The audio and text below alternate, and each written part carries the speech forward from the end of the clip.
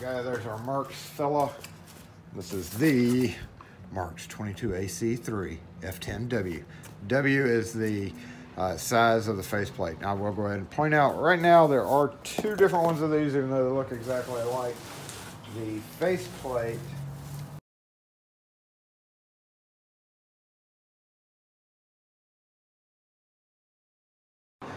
right hand reverse, left hand reverse.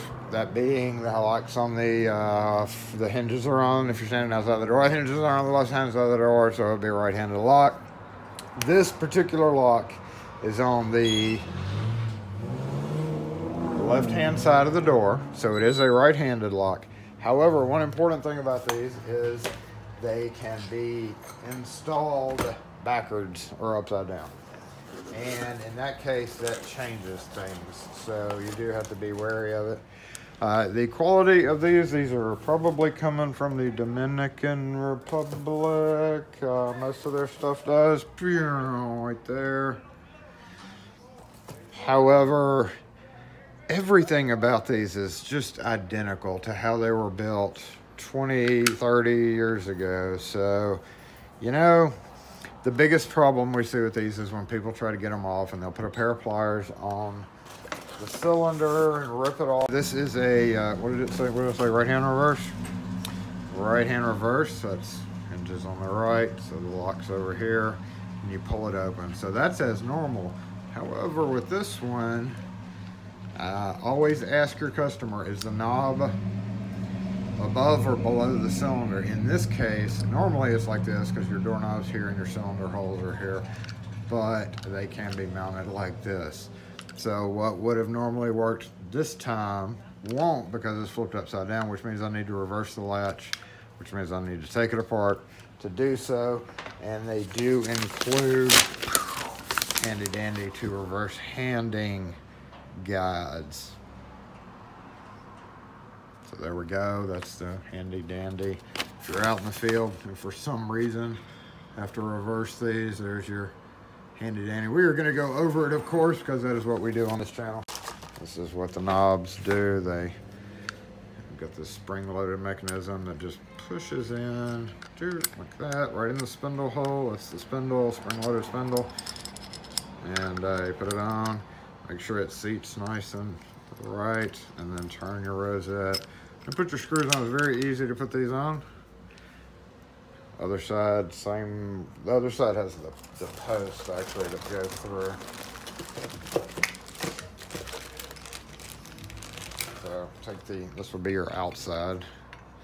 So same thing, spring loaded in the hole, push down, and then just screw it together with screws. But we're going to use this because, again, so locked, unlocked, you press this toggle to lock and unlock the knob.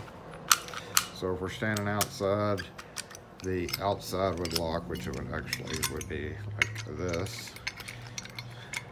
Just so somebody doesn't say, hey, you got it wrong. And let's leave the inside here. Hold on to it.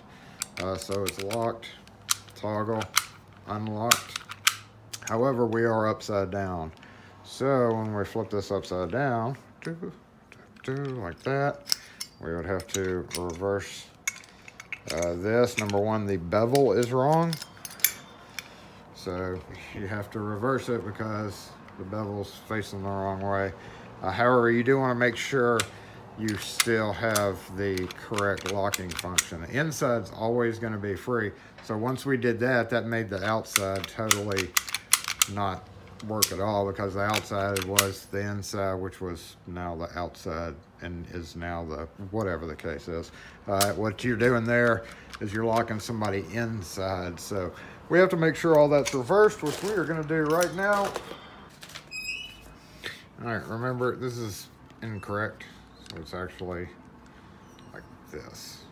However, to unscrew it, we got to have it like that. So, and I might add, it's a good idea to either completely unscrew this screw, or it's easier to unscrew it. So I'll tell you to unscrew it. We'll leave it with that, right? Otherwise, it's one more barrier when you're putting the case back together.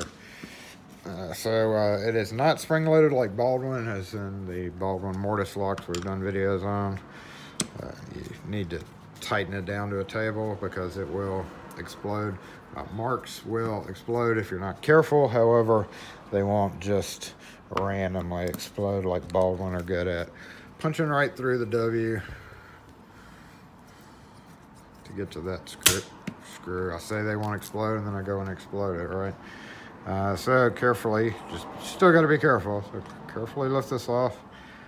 And this is where you were removing that screw right there helps, because otherwise it would just be still holding on. You kind of have to angle it a bit more. So we're going to remove that. What we have to do is flip the latch, because remember we're other way. So we know the latch needs to be flipped. And you do that. You've got a spring here,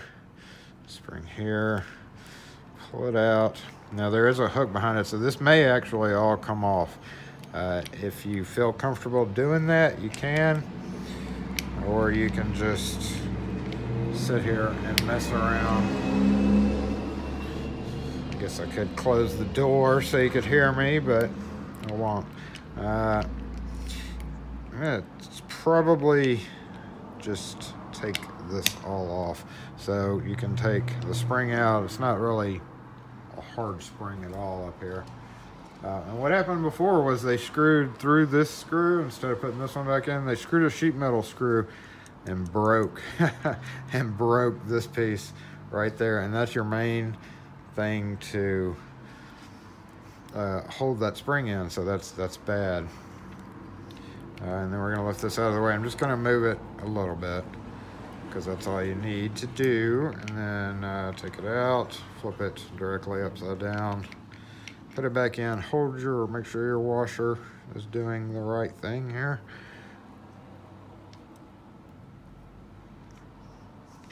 By going on that side of that doodad. And there we go. And we're just gonna move that back down carefully, put this back just like it was before, and then hook this around.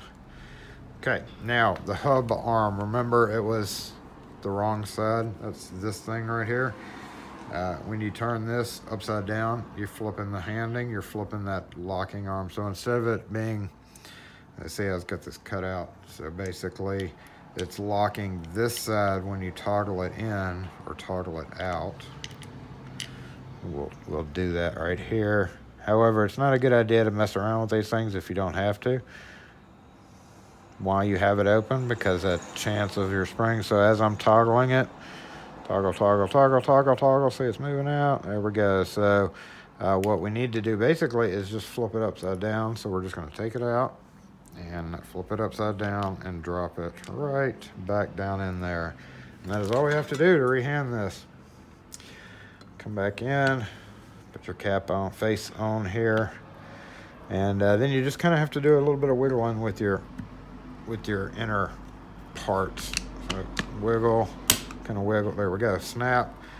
Before you put it together, just look around the outside edge to make sure it's tight. And then reapply your screws.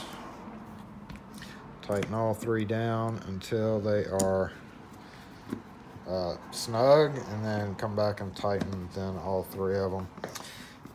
In the case of an old door lock, you may be a good idea for you to use Loctite on these threads, because these do have a habit of, for some reason, working themselves apart. So let me get this done. Okay, once again, snug them up right there at the end. Snug, snug, and snug. We know somebody's been in here. Feel free to sign your name right there and put the date here. That's a good idea, actually. Putting the date on it. So what's the date? 12. 12. That's a terrible pen.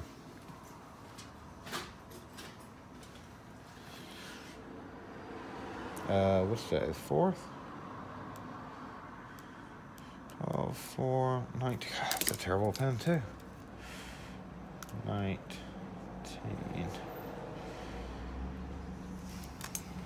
Whatever. Don't forget to put your screw back in.